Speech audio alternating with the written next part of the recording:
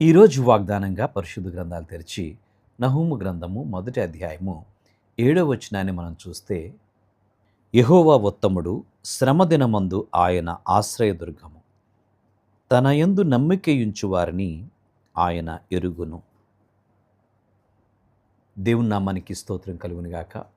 యెహోవా ఉత్తముడు అనగా ఆయన మంచివాడు. దేవుడు మంచి దేవుడు గనక మనం ఆరాధిస్తున్నటువంటి దేవుడు నమ్మదగినటువంటి వాడు మాత్రమే కాదు, ఆయన మంచివాడు, మేలు చేయవాడు, శ్రమదినమున మనకు ఆదరణ ఇచ్చేవాడు, మనల్ని బలపరిచేవాడు, కృంగినటువంటి వారిని లేవనెత్తువాడు. ఇక్కడ అన్నాడు, ఆయన యందు భయభక్తులు గల వారిని ఆయన ఎరిగినటువంటి దేవుడు. ఎంత ఉన్నతమైనటువంటి అనుభవాలు!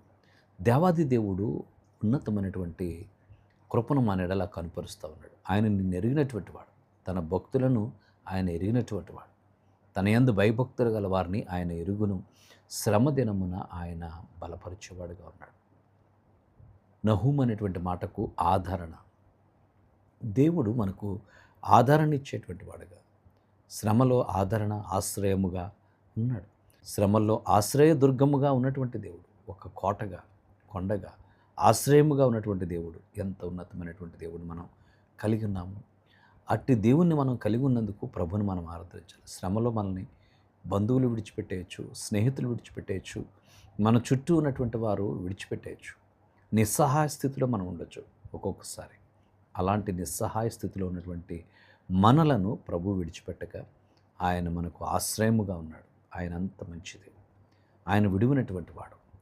ఎంత మంచి దేవుడు ఆయన! చూడండి, యెహోవా ఉత్తముడు, ఆయన ఆశ్రయించిన వారిని ఎన్నడూ విడిచిపెట్టేవాడు కాదు. తన యందు భయభక్తులు గల వారిని ఆయన ఎరిగినటువంటి వాడు. నువ్వేంటో దేవునికి తెలుసు, నీ జీవితం ఏంటో తెలుసు, నీ కష్టాలేంటో తెలుసు, నీ ఇబ్బందులేంటో తెలుసు.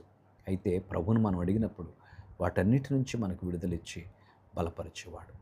నువ్వు ఏ విషయాన్ని గురించి బాధపడతా ఉన్నావు, ఏ విషయాన్ని గురించి టెన్షన్ పడుతూ ఉన్నావు, దేవుణ్ణి ఆశ్రయించినప్పుడు ఆయన ఆదరణకర్తగా ఆదరించి బలపరిచేవాడుగా ఉన్నాడు. నీ సమస్య, నీ ప్రతి విధమైన బాధ, నీ మానసిక వేదన యేసయ్య పాదాల చెంత కృమ్మరించినప్పుడు ఆయన నిన్ను ఎరిగినటువంటి వాడు, నీకు సమాధానాన్నిచ్చి బలపరచువాడు.